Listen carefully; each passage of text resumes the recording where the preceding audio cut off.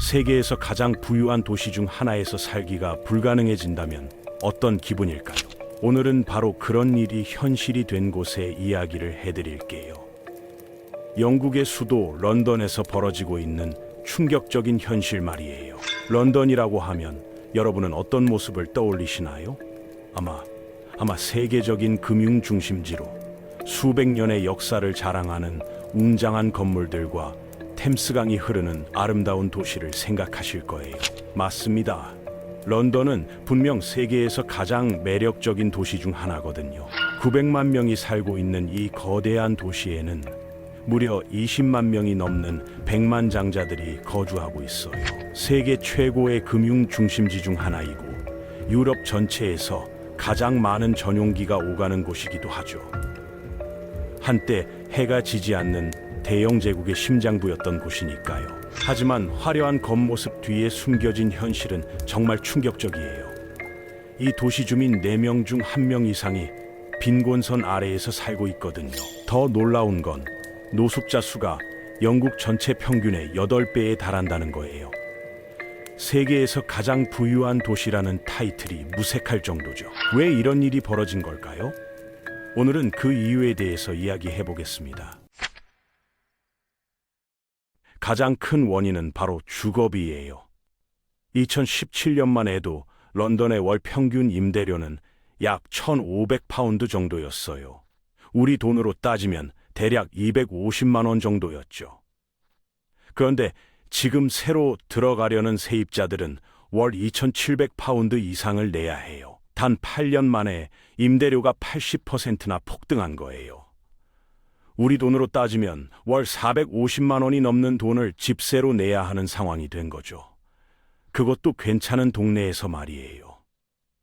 이런 상황에서 일반 사람들이 런던에서 살 수 있을까요? 더 기가 막힌 건 이 도시 역사상 가장 심각한 부동산 위기가 한창인 와중에도 런던 중심부 부동산 매입의 거의 45%가 외국인 구매자들에 의해 이루어지고 있다는 거예요. 정작 그곳에서 살아야 할 사람들은 밀려나고 있는데 말이죠. 과거 영국의 수많은 젊은이들에게 런던은 꿈의 도시였어요. 좋은 일자리, 무한한 기회, 그리고 더 나은 미래가 기다리는 곳이었거든요. 실제로 수십 년 동안 수백만 명의 사람들이 이런 꿈을 안고 런던으로 몰려들었어요. 하지만 이제 그런 꿈들이 하나둘씩 산산조각 나고 있어요. 일자리를 구하기가 예전보다 훨씬 어려워졌고 설령 구한다고 해도 예전만큼 좋은 대우를 받지 못하거든요. 역설적이게도 이 도시에는 엄청난 부자들이 살고 있지만 일반 사람들의 실제 생활 수준은 겉보기와는 정반대예요. 주거비를 빼고 나면 높은 소득을 올리는 런던 거주자들조차 영국 전체에서 구매력 하위 5%에 속해요. 인플레이션을 고려한 실질 임금은 2008년 이후 전혀 오르지 않았거든요. 더 많이 벌어도 더 못 사는 기묘한 상황이 벌어진 거죠. 절망적인 현실은 사람들을 절망적인 행동으로 내몰고 있어요. 작년 한 해 동안 런던에서 상점 절도가 35.5%나 급증했어요. 모든 범죄 유형 중에서 가장 높은 증가율을 기록한 거예요. 이제 런던 곳곳의 상점에서는 이상한 광경을 목격할 수 있어요. 고기나 세제 같은 기본 생필품들이 투명한 플라스틱 상자에 잠겨 있는 모습 말이에요. 도둑맞지 않기 위해서죠. 한때 신사의 나라라고 불렸던 영국의 수도에서 벌어지고 있는 일이라고 믿기 어려울 정도예요. 물론 런던이 전부 나쁜 건 아니에요. 여전히 괜찮은 삶을 사는 사람들도 있거든요. 하지만 과거 대영 제국의 영광스러운 수도였던 모습에 비하면 지금은 그저 희미한 그림자에 불과해요. 많은 전문가들이 런던의 현재 모습을 영국 전체가 겪고 있는 쇠퇴의 상징으로 보고 있을 정도죠. 그렇다면 세계에서 가장 부유한 도시 중 하나였던 런던이 어떻게 거의 모든 사람에게 살기 불가능한 곳이 되어버린 걸까요? 그 답을 찾기 위해서는 놀랍게도 거의 100년 전으로 거슬러 올라가야 해요. 현재 런던 시민들은 평균적으로 소득의 46%를 주거비로 지출하고 있어요. 영국의 다른 지역 사람들보다 50%나 더 많은 돈을 집값에 쓰고 있는 거죠. 당연히 견디기 어려운 상황이에요. 실제로 런던 시민 4명 중 1명이 너무 비싼 임대료 때문에 내년에 아예 도시를 떠나는 것을 진지하게 고려하고 있다고 해요. 상황이 어떻게 이렇게 나빠졌는지 알아보려면 시간을 거슬러 올라가야 해요. 놀랍게도 런던의 현재 주택 문제의 대부분은 거의 100년 전에 내려진 겉보기에는 별로 중요하지 않아 보였던 결정에서 시작됐거든요. 1930년대 런던의 모습을 한번 상상해 보세요. 그때 평균 집값은 500파운드였어요. 지금 돈으로 따지면 한화 약 8천만 원 정도였죠. 평균 소득의 3배 정도였거든요. 지금과 비교하면 정말 천국이었던 셈이에요. 그 시절에는 지금 같은 주택 위기라는 개념 자체가 존재하지 않았거든요. 오히려 당시 사람들의 고민은 정반대였어요. 충분한 집이 지어지고 있는지가 문제가 아니라 도시가 시골로 너무 빠르게, 그것도 멈출 수 없을 정도로 확장하는 게 걱정이었거든요. 런던이 마치 거대한 괴물처럼 주변의 아름다운 시골을 집어삼키고 있다고 생각했어요. 당시 영국 사람들은 자국의 시골 풍경을 정말 자랑스러워했어요. 구릉진 초원과 고즈넉한 농장, 울창한 숲이 어우러진 전원 풍경을 영국 정체성의 핵심으로 여겼거든요. 그런데 런던이 계속 커지면서 이런 소중한 풍경들이 하나둘씩 사라져가는 걸 지켜볼 수만은 없었던 거죠. 게다가 당시에는 공기 오염 문제도 심각했어요. 산업혁명의 여파로 런던의 공기는 매연과 먼지로 가득했고, 특히 겨울철 스모그는 정말 끔찍했거든요. 도시가 더 커지면 공기질은 더욱 나빠질 게 뻔했어요. 이런 상황에서 정부는 런던의 무분별한 확장을 막기로 결정했어요. 해결책으로 내놓은 것이 바로 그린벨트 정책이었죠. 아이디어는 정말 간단하고 이상적이었어요. 도시 주변에 개발을 금지하는 녹색띠를 만들어서 시골을 보호하고 공기질을 보존하고 도시가 농촌 땅을 마구 잠식하는 것을 막자는 거였어요. 지방 정부들에게는 수도 주변의 땅을 구입해서 주택 건설로부터 영구히 보호할 수 있는 권한이 주어졌어요. 목표는 명확했어요. 자연을 보존하고 도시 생활을 숨 쉴 수 있게 유지하는 것이었거든요. 그리고 처음에는 정말 멋진 성과를 거뒀어요. 수십 년이 지난 지금도 런던 주변에는 아름다운 시골 풍경이 그대로 남아있거든요. 수도에서 100만 채의 주택에 대한 엄청난 수요에도 불구하고 말이에요. 이 정책 덕분에 런던 시민들은 도시에서 조금만 나가면 여전히 목가적인 영국 시골을 만날 수 있어요. 하지만 시간이 흐르면서 이 정책의 어두운 면이 드러나기 시작했어요. 특히 21세기에 들어서면서 완전히 예상치 못한 부작용들이 나타났거든요. 당시 정책 입안자들은 설마 이런 일이 벌어질 줄은 꿈에도 생각하지 못했을 거예요. 오늘날 그린벨트로 보호받고 있는 땅의 면적이 얼마나 될까요? 놀랍게도 대런던 지역 면적의 3배에 달해요.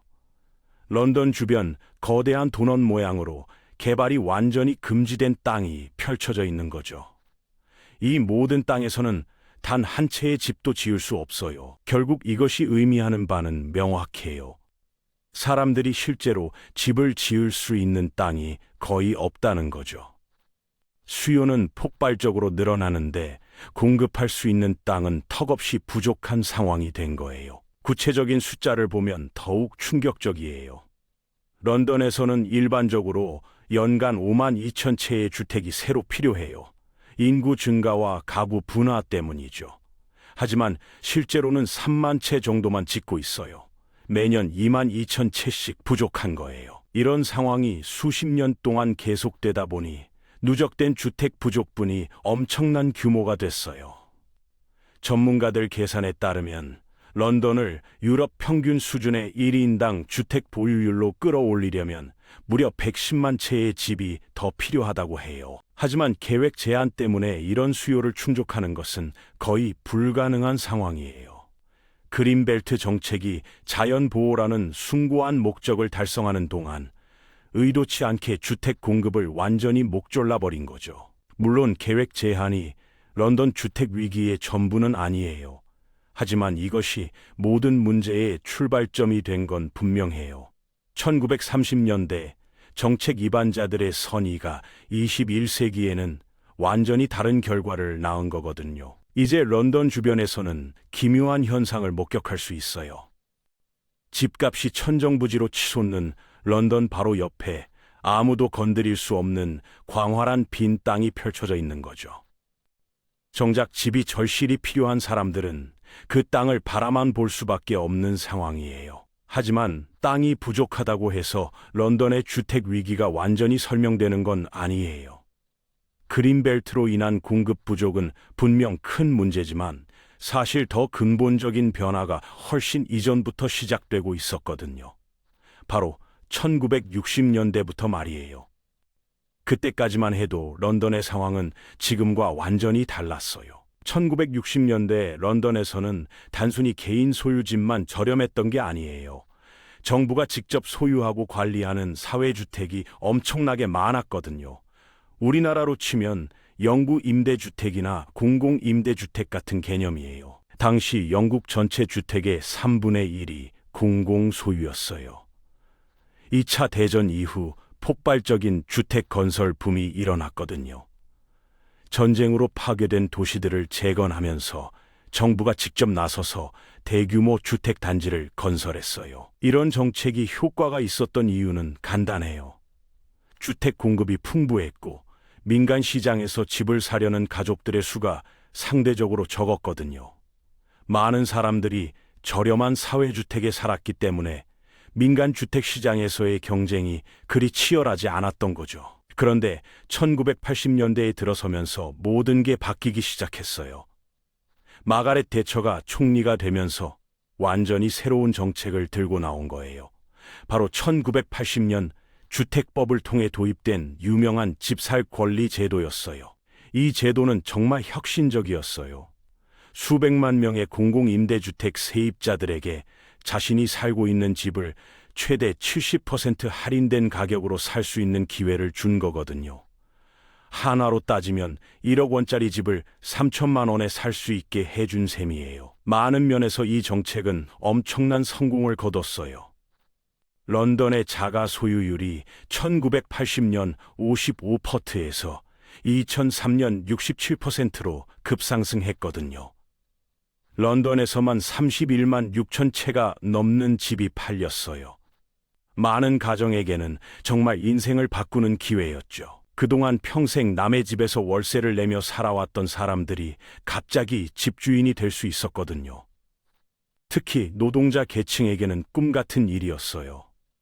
자신들의 집을 소유한다는 것은 단순한 경제적 이익을 넘어서 자존감과 안정감을 주는 일이었으니까요. 하지만 여기에는 치명적인 함정이 있었어요. 지방 정부들이 이렇게 팔아서 번 돈을 새로운 주택 건설에 재투자하는 것이 금지됐거든요. 집을 팔아서 생긴 수익금을 다시 사회주택을 짓는 데 쓸 수 없었던 거예요. 이게 무슨 의미인지 아시겠죠? 사회주택이 팔리기만 하고 새로 지어지지는 않았다는 거예요. 마치 물탱크에서 물은 계속 빠져나가는데 새로운 물은 들어오지 않는 상황과 같았어요. 그 결과 영국의 공공주택 재고가 수십 년에 걸쳐 급격히 줄어들기 시작했어요. 사회적 안전망이 하나씩 팔려나간 거죠. 하지만 그 안전망을 대체할 새로운 시스템은 만들어지지 않았어요. 이런 정책의 장기적 효과가 지금 그 어느 때보다도 심각하게 느껴지고 있어요. 현재 런던에서 사회주택을 기다리는 가구가 무려 33만 가구나 돼요. 한화로 따지면 서울에서 30만 가구가 공공임대주택 대기자 명단에 올라 있는 것과 같은 상황이에요. 더 충격적인 건 18만 명이 임시 거처에서 살고 있다는 거예요. 이들은 적절한 집을 구하지 못해서 정부가 임시로 제공하는 숙소나 비상주거지에서 지내고 있거든요. 가족 단위로 호텔방 하나에서 몇 달씩 지내는 경우도 많아요. 2005년에는 런던의 집값이 평균 연봉의 8배 정도였어요. 그런데 지금은 14배까지 올랐거든요. 한국으로 치면 연봉 5천만 원인 사람이 7억 원짜리 집을 사야 하는 상황과 비슷해요. 상식적으로 불가능한 수준이죠. 결국 1980년대 시작된 이 정책의 아이러니가 여기에 있어요. 더 많은 사람들이 집을 소유할 수 있게 해주겠다던 정책이 장기적으로는 집을 구하는 것 자체를 불가능하게 만든 거거든요. 사회적 안전망을 없애버린 대가가 지금 고스란히 나타나고 있는 거죠. 이제 런던에서는 중산층조차 집을 사는 것이 거의 불가능해졌어요. 과거에 사회주택이 담당했던 역할을 대신할 시스템이 없으니 모든 사람들이 비싼 민간 시장으로 몰릴 수밖에 없는 상황이 된 거예요. 중산층마저 집을 사기 어려워진 런던에서 벌어지고 있는 또 다른 기묘한 현상이 있어요. 모든 사람이 집이 부족하다고 아우성치는 와중에도 런던에는 무려 10만 채에 가까운 빈집이 있다는 거예요.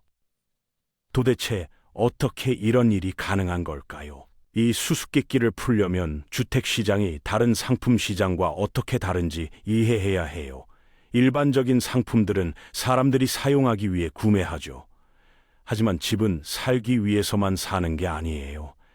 부유한 사람들에게는 안전한 투자 수단이기도 하거든요. 그래서 집에 대한 수요가 실제 필요보다 훨씬 많을 수 있어요. 정작 그 집에서 살 생각은 없으면서도 돈을 벌기 위해 사는 사람들이 있는 거죠. 최근 몇 년간 런던 집값이 계속 오르면서 이 도시는 세계에서 가장 매력적인 부동산 투자처 중 하나가 됐어요. 실제로 런던 중심부 집값은 지난 10년간 46%나 올랐거든요. 투자자들 입장에서는 높은 수익을 기대할 수 있는 거죠. 그 결과 런던에서 집을 사는 사람들 대부분이 정작 런던에 살 생각이 없는 사람들이에요. 2023년 한 해만 보더라도 런던 중심부 부동산 매매의 무려 45%가 외국인 구매자들에 의해 이루어졌어요. 거의 절반에 가까운 수치죠. 이들 중 상당수는 집을 사놓고 그냥 비워두거나 1년에 몇 번만 사용하는 경우가 많아요. 물론 외국인 투자가 어떤 경제적 이익을 가져다 주는 것도 사실이에요. 건설업계에 일자리를 만들어주고 세금 수입도 늘려주죠. 하지만 정작 런던에서 살아야 하는 사람들에게는 재앙이나 마찬가지예요. 연구 결과에 따르면 외국인 투자가 없었다면 평균 집값이 21만 5천 파운드에서 17만 4천 파운드로 떨어졌을 거라고 해요. 한화로 따지면 3억 6만 원에서 2억 9천만 원으로 내려갔을 거라는 거죠. 19%나 되는 차이예요. 결국 런던 시민들이 이런 투자의 비용을 고스란히 떠안고 있는 셈이에요. 외국 부자들의 투자 수익을 위해 런던 사람들이 더 비싼 집값을 감당해야 하는 상황인 거죠. 이런 현상은 런던의 특정 지역에서 더욱 극명하게 나타나요. 켄싱턴이나 첼시 같은 고급 주거 지역을 밤에 지나가 보면 대부분의 건물이 깜깜해요. 불이 켜진 창문을 찾기가 더 어려울 정도거든요. 수십억 원짜리 펜트하우스들이 그냥 비어 있는 거예요. 이런 상황을 두고 런던 시민들은 자신들의 도시가 세계 부자들의 거대한 금고가 되어버렸다고 말해요. 실제로 사는 사람들은 밀려나고 투자 목적으로만 소유되는 집들만 늘어나고 있는 거죠. 문제는 이런 빈집들 때문에 주택 시장이 더욱 왜곡된다는 거예요. 공급은 부족한데 실제로 사람이 살 수 있는 집은 더더욱 부족해지는 악순환이 벌어지는 거거든요. 더 기가 막힌 건 이런 투자용 부동산들이 대부분 런던에서 가장 좋은 위치에 있다는 거예요. 지하철역 근처나 템스강 전망이 좋은 곳, 좋은 학교 근처 같은 곳들 말이에요. 정작 그런 곳에서 살아야 할 가족들은 훨씬 외곽으로 밀려날 수밖에 없는 상황이죠. 이런 현상은 런던뿐만 아니라 전 세계 주요 도시에서 벌어지고 있어요. 뉴욕, 홍콩, 싱가포르, 도쿄 모두 비슷한 문제를 겪고 있거든요. 글로벌 자본이 부동산 시장으로 몰리면서 정작 그 도시에 사는 사람들이 설 자리를 잃어가고 있는 거예요. 런던 정부도 이 문제를 인식하고 있어요. 빈집에 대한 세금을 올리거나 외국인 구매자에게 추가 세금을 부과하는 방안들을 검토하고 있죠. 하지만 이미 형성된 시장을 바꾸기는 쉽지 않은 상황이에요. 가장 아이러니한 건 런던이 전 세계에서 가장 부유한 도시 중 하나라는 점이에요. 어마어마한 부가 이 도시로 흘러들어오고 있지만 정작 그 부가 런던에 사는 사람들의 삶을 더 어렵게 만들고 있거든요. 주택시장이 이렇게 왜곡되면서 런던의 다른 부분들도 함께 무너지기 시작했어요. 집값만 오른 게 아니라 일상생활의 모든 영역에서 비슷한 문제들이 나타나고 있거든요. 주택시장만 엉망이 된 게 아니에요. 런던의 일상생활을 지탱하는 기본적인 서비스들도 비슷한 운명을 맞게 됐거든요. 그 중에서도 가장 충격적인 사례가 바로 물 공급 시스템이에요. 1989년 런던의 수도 공급에 대한 정책 실험이 시작됐어요. 지금은 완전한 실패작으로 평가받고 있는 실험이죠. 바로 공공 서비스 회사들을 민간에 넘기는 민영화 정책이었어요. 민영화가 항상 나쁜 건 아니에요. 경우에 따라서는 효율성을 높이고 서비스 지위를 개선할 수도 있거든요. 하지만 물이나 전기 같은 공공재의 경우에는 민간 회사들이 단기 수익을 우선시하면서 서비스 질과 장기 투자를 소홀히 하는 경우가 많아요. 런던 전체에 물을 공급하는 템스 워터가 바로 그런 케이스예요. 1989년에 민간 회사로 넘어간 이후 정말 놀라운 일들이 벌어졌거든요. 그런데 놀랍다는 건 좋은 의미가 아니에요. 일반적으로 도시의 상하 수도 시설을 제대로 유지하려면 지속적으로 업그레이드하고 교체해야 해요. 특히 런던처럼 오래된 도시에서는 더욱 그렇죠. 하지만 이런 인프라 개선 작업은 투자자들에게 즉각적인 수익을 가져다 주지 않아요. 그래서 어떤 일이 벌어졌을까요?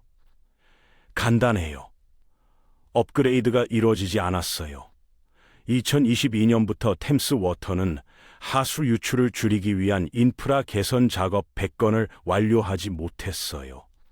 주로 폭우가 내린 후에 하수가 강으로 그대로 흘러나가는 일들이 계속 벌어지고 있는 거죠. 그런데 동시에 1990년부터 이 회사는 투자자들에게 무려 70억 파운드의 배당금을 지급했어요. 한화로 따지면 11조 6천억 원 정도예요. 이 돈이 어디서 나왔을까요? 회사 수익에서 나온 게 아니에요. 놀랍게도 이 배당금은 회사 부채를 늘려서 조달된 거였어요. 인프라 투자는 안 하면서 빚을 내서 주주들에게 돈을 나눠준 거죠. 그 결과 현재 템스 워터의 부채가 180억 파운드까지 늘어났어요. 이건 회사 전체 가치의 80%에 해당하는 엄청난 규모예요. 이제 템스 워터는 파산 직전에 몰렸어요. 수십 년간 제대로 된 투자 없이 버텨온 시설들이 한계에 달했고 부채는 감당할 수 없을 정도로 늘어났거든요. 하지만 이 재앙의 결과를 누가 떠안게 될까요? 바로 런던 시민들이에요. 올해 런던의 수도 요금이 31% 인상될 예정이에요. 1980년대 수도 민영화 이후 가장 큰 폭의 인상이죠. 한화로 따지면 월 수도 요금이 10만 원에서 13만 원으로 뛰는 것과 비슷해요. 더 기가 막힌 건 이 실패한 회사가 주주들에게 또다시 20억 파운드를 더 지급하겠다고 발표했다는 거예요. 한화로 3조 3천억 원 정도죠. 회사는 망해가는데 주주들은 계속 돈을 가져가겠다는 거예요. 결국 일반 런던 시민들이 실패한 민간 회사를 구제해야 하는 상황이 된 거죠. 민영화의 이익은 사적으로 가져가고 손실은 공적으로 떠안기는 전형적인 사례예요. 이런 일이 물에서만 벌어진 게 아니에요. 런던의 여러 공공 서비스들이 비슷한 과정을 겪었거든요. 철도, 가스, 전력 등 생활에 꼭 필요한 서비스들이 모두 민영화됐고 그 결과 서비스 질은 떨어지고 가격은 오르는 일이 반복됐어요. 특히 공공 서비스의 특성상 소비자들에게는 선택권이 없어요. 물이 필요하면 템스 워터에서 사야 하고, 전기가 필요하면 지정된 회사에서 사야 하죠. 시장 경쟁이 제대로 작동하지 않는 영역에서 민영화가 이뤄지면 이런 문제들이 생기기 마련이에요. 런던 시민들은 이제 부실한 인프라와 치솟는 요금이라는 이중고를 겪고 있어요. 집값도 감당하기 어려운데 기본적인 생활비까지 계속 오르고 있는 거죠. 이런 상황에서 정상적인 생활을 유지하기가 어떻게 가능하겠어요? 더 심각한 건 이런 문제들이 서로 연결되어 있다는 거예요. 집값이 오르고 공공 서비스 요금이 오르고, 그러면서 전반적인 생활비가 감당하기 어려운 수준까지 치솟고 있는 거거든요. 공공 서비스 요금만 오른 게 아니에요. 런던에서는 생활에 필요한 모든 것들의 가격이 동시에 치솟고 있거든요. 지난 4년 동안 물가가 전체적으로 35%나 올랐어요. 연료비, 주거비, 그리고 코로나19 이후 인플레이션이 주요 원인이었죠. 연료와 주거비를 제외하고도 일상 생필품 가격이 25% 올랐어요. 많은 사람들에게는 감당하기 어려운 수준이에요. 특히 전기요금을 보면 상황이 얼마나 심각한지 알 수 있어요. 코로나19 이전에는 평균 가정이 1년에 약 1,000파운드 정도를 전기요금으로 냈어요. 한화로 따지면 대략 165만 원 정도였죠. 그런데 지금은 1,700파운드예요. 한화로 280만 원이 넘는 거죠. 거의 2배 가까이 뛴 셈이에요. 게다가 런던은 영국의 다른 지역보다 건물들이 오래됐어요. 단열이 제대로 되지 않은 오래된 건물들이 많다 보니 이런 물가 상승이 없었어도 평균적으로 전기요금이 20%에서 30% 더 비쌌거든요. 모든 게 비싸지다 보니 정부도 당연히 더 많은 돈을 써야 하는 상황이 됐어요. 하지만 2008년 이후 보수당 정부의 긴축 정책으로 공공 서비스에 대한 투자가 부족했던 상황이 겹치면서 영국의 공공 서비스들이 한계점에 도달했어요. 구체적인 숫자로 보면 더 충격적이에요. 공공부채가 2008년 5천억 운드에서 올해 2조 8천억 운드까지 늘어났거든요. 한화로 따지면 460조 원이 넘는 규모예요. 게다가 영국 인구가 고령화되면서 의료비 지출도 폭증하고 있어요. 영국의 국민건강 서비스인 NHS가 2008년보다 연간 1,000억 파운드를 더 쓰고 있어요. 한화로 165조 원 정도 더 들어가고 있는 거죠. 의료비만으로도 엄청난 부담이 생긴 거예요. 의료비만 문제가 아니에요. 런던의 지방 정부들은 도로 보수 적체분이 170억 파운드나 쌓여 있어요. 한화로 28조 원 정도죠. 학생 6명 중 1명이 주요 보수가 필요한 학교 건물에서 공부하고 있는 상황이에요. 돈은 어디선가 나와야 하잖아요. 그래서 1990년대 이후 런던의 일부 자치구에서는 지방세가 거의 3배까지 올랐어요. 영국 전체적으로는 2차 대전 이후 가장 높은 세금 부담률인 GDP의 34%를 기록하고 있어요. 정치적으로 가장 쉬운 방법은 소득세 구간을 동결하는 거예요. 이게 무슨 의미인지 설명해 드릴게요. 임금이 인플레이션에 따라 오르면 사람들이 더 높은 세금 구간으로 밀려나게 되죠. 실제로는 살 수 있는 게 늘어나지 않았는데도 더 많은 세금을 내게 되는 거예요. 런던 시민들은 영국의 다른 지역 사람들보다 30%에서 40% 더 많이 벌어요. 그러니까 더 높은 소득세를 내게 되죠. 하지만 그 높은 임금은 모두 비싼 집값에 사라져버려요. 결국 런던 사람들이 영국의 다른 지역보다 불균형적으로 더 많은 세금을 부담하고 있는 거예요. 이런 나쁜 생활 여건들이 결국 사람들을 절망적으로 만들고 있어요. 연구에 따르면 생활비가 10% 오르면 범죄가 8% 증가한다고 해요. 런던 시민들도 이런 효과를 확실히 체감하고 있어요. 작년 런던의 전체 범죄율이 25%나 증가했어요. 특히 상점 절도는 35%나 뛰었죠. 하지만 가장 흔한 범죄는 폭력 범죄와 성범죄예요.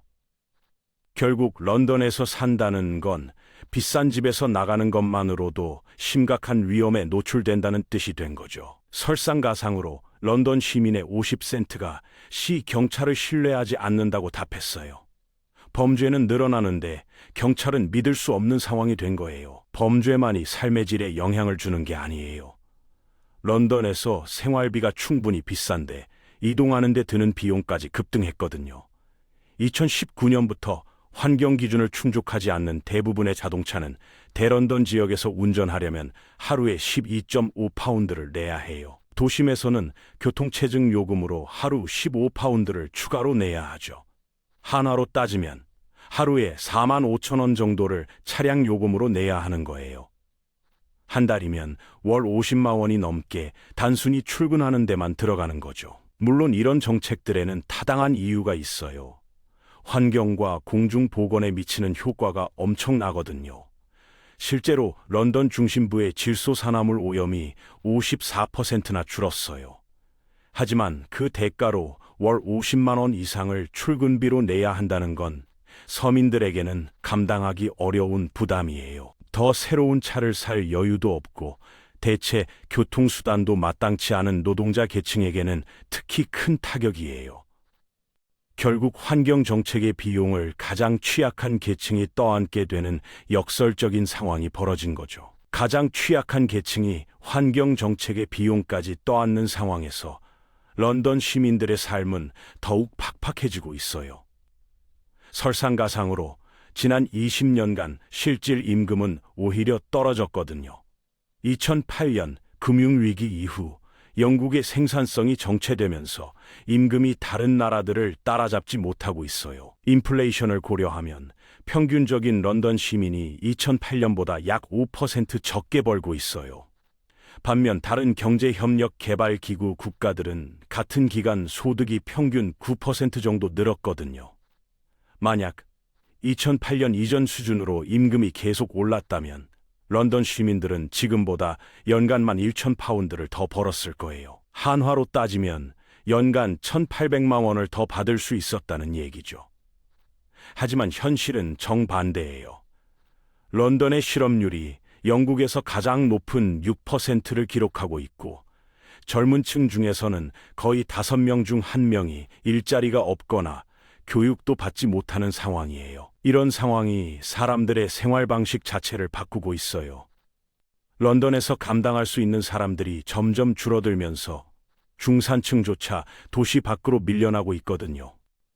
살 수가 없으니까 그린벨트 넘어 통근 가능한 도시들로 이주할 수밖에 없는 거죠. 그 결과 런던의 평균 통근 시간이 영국에서 가장 긴 81분을 기록하고 있어요. 편도가 아니라 왕복이 아니에요. 하루에 1시간 반을 그냥 이동하는 데만 쓰고 있는 거예요. 사람들이 자신의 지지 기반이나 가족으로부터 멀어지면서 고립감을 느끼고 있어요. 실제로 런던 시민의 절반이 외로움을 느낀다고 답했어요. 900만 명이 사는 거대한 도시에서 절반의 사람들이 외롭다고 느끼고 있다는 건 정말 아이러니한 일이죠. 이런 경제적 스트레스가 사람들을 미래에 대해 더욱 불안하게 만들고 있어요. 런던 거주자 3명 중 1명이 지금이 돈을 모으기 좋은 시기라고 답했어요. 2007년 이후 가장 높은 수치예요. 이게 무슨 의미인지 아시겠죠? 사람들이 돈을 쓰지 않고 있다는 거예요. 레스토랑에 가거나 여가 활동을 하거나 엔터테인먼트에 돈을 쓰는 대신 미래를 위해 저축하고 있어요. 당연히 삶의 만족도는 훨씬 낮아질 수밖에 없죠. 그런데 대중교통마저 상황을 더 악화시키고 있어요. 치솟는 생활비에도 불구하고 런던의 대중교통 요금은 세계에서 가장 비싼 수준이에요. 비슷한 규모의 다른 세계 도시들보다 1.5배에서 2배 정도 비싸거든요. 지하철 차량의 40%만 에어컨이 설치되어 있어요. 여름철 지하철 온도가 정기적으로 30도를 넘는데도 말이에요. 공기질은 더 심각해요. 지하철에서는 금속 바퀴가 마찰하면서 생기는 미세먼지 농도가 지상보다 15배나 높아요. 런던 지하철이 도시에서 가장 오염된 환경 중 하나가 된 거죠. 일부 지하철 차량은 1972년부터 업데이트되지 않은 채로 운행되고 있어요. 50여 문 차량에서 사람들이 출퇴근하고 있는 거예요. 불행하게도 영국의 많은 공공 서비스들을 보면 특히 수도에서 비슷한 그림이 나타나고 있어요. 수십 년간 투자가 부족했고 이제 그 대가를 치르고 있는 거거든요. 해머스미스 다리가 대표적인 예예요. 이 중요한 강 건널목이 안전상의 이유로 2019년부터 폐쇄됐는데 2035년까지 재개방되지 않을 수도 있어요. 수리 비용이 2억 5천만 파운드까지 치솟았거든요. 한화로 415억 원이에요. 런던 전체적으로 500개의 다리 중 200개가 현재 상태가 나쁘거나 매우 나쁜 것으로 평가받고 있어요.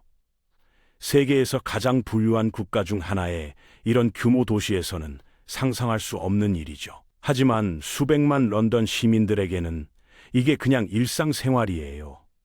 부서진 인프라, 비싼 교통비, 낡은 지하철, 오염된 공기 속에서 하루하루를 버텨나가고 있는 거거든요. 결론적으로 런던은 부자들을 위한 도시가 되어버렸어요. 일반 사람들은 설 자리를 잃어가고 있고 중산층마저 도시를 떠나고 있으며 남아있는 사람들은 점점 더 열악한 환경에서 더 많은 비용을 감당하며 살아야 하는 상황이 된 거죠. 부자들을 위한 도시가 되어버린 런던. 하지만 이 모든 문제들을 해결할 방법이 정말 없는 걸까요? 답은 한 단어로 요약할 수 있어요. 바로 공급이에요.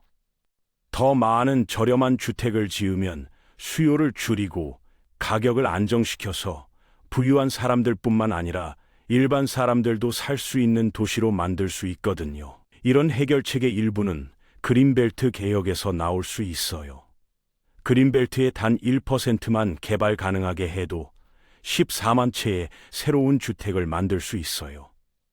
이 정책이 보호하려고 했던 자연의 아름다움을 희생하지 않으면서도 말이죠. 하지만 논란이 덜한 다른 방법들도 있어요.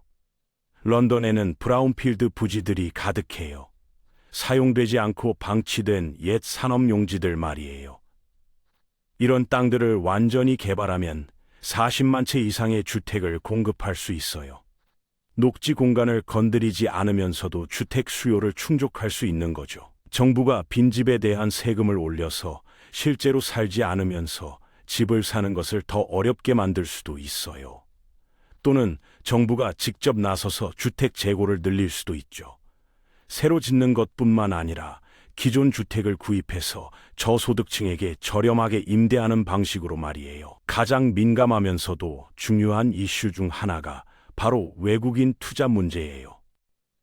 런던의 부동산 시장이 전 세계 자본의 자석이 되었는데 적절한 규제 없이는 실제로 그곳에서 살고 일하는 사람들에게 피해를 주고 있거든요. 정부가 표적 정책으로 개입할 수 있어요. 예를 들어 빈집에 대한 누진세를 도입하거나 비거주자가 구매하는 고가 부동산에 더 높은 세금을 부과하는 방식 말이에요. 이런 정책들이 투자 목적 구매를 억제하면서 실거주 수요를 우선시할 수 있거든요. 일부 변화는 이미 시작되고 있어요. 런던 시장이 피카딜리 라인에 에어컨을 설치하겠다고 발표했거든요.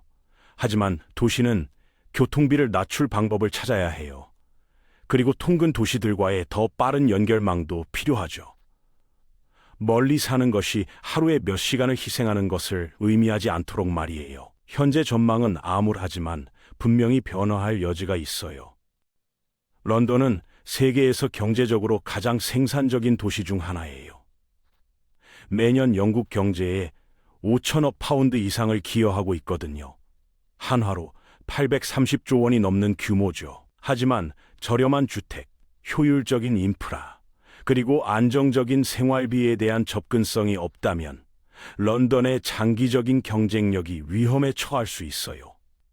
지금까지의 정책 대응으로는 충분하지 않았다는 게 명확해요. 이 시점에서 중요한 건 런던의 주택 위기가 지속 가능한지 여부가 아니에요. 정부가 개입해서 상황을 안정시킬 의지와 능력이 있는지, 그리고 언제까지 기다려야 하는지가 관건이에요. 런던의 이야기는 전 세계 많은 대도시들이 공통으로 겪고 있는 문제를 보여줘요. 세계화와 금융화가 진행되면서 주요 도시들이 글로벌 자본의 놀이터가 되고 있거든요. 뉴욕, 홍콩, 심지어 서울도 비슷한 압박을 받고 있어요. 핵심은 도시가 누구를 위한 것인가 하는 질문이에요. 전 세계 투자자들을 위한 금융상품인가? 아니면 그곳에서 살고 일하고 꿈을 키우는 사람들을 위한 공간인가 말이에요. 런던의 경험이 보여주는 건 단순한 시장 논리만으로는 해결되지 않는 문제들이 있다는 거예요. 주택, 교통, 물, 전기 같은 기본적인 서비스들은 시장의 효율성과 공공의 이익 사이에서 균형을 찾아야 해요. 가장 중요한 교훈은 정책의 장기적 결과를 고려해야 한다는 거예요. 1930년대 그린벨트, 1980년대 사회주택 매각, 1990년대 공공서비스 민영화, 모두 당시에는 합리적으로 보였지만 수십 년 후 예상치 못한 결과를 가져왔거든요. 런던이 다시 모든 사람을 위한 도시가 될 수 있을까요? 불가능한 일은 아니에요. 하지만 근본적인 변화가 필요해요. 단순히 집을 더 짓는 것을 넘어서 도시가 작동하는 방식 자체를 다시 생각해야 하거든요. 결국 런던의 미래는 이 도시가 계속 세계 부자들의 안전한 금고 역할을 할 것인지, 아니면 다시 꿈과 기회의 도시로 돌아갈 것인지에 달려 있어요. 그 선택은 정치인들과 런던 시민들의 손에 있고, 그 결과는 앞으로 수십 년간 이 도시의 운명을 결정할 거예요.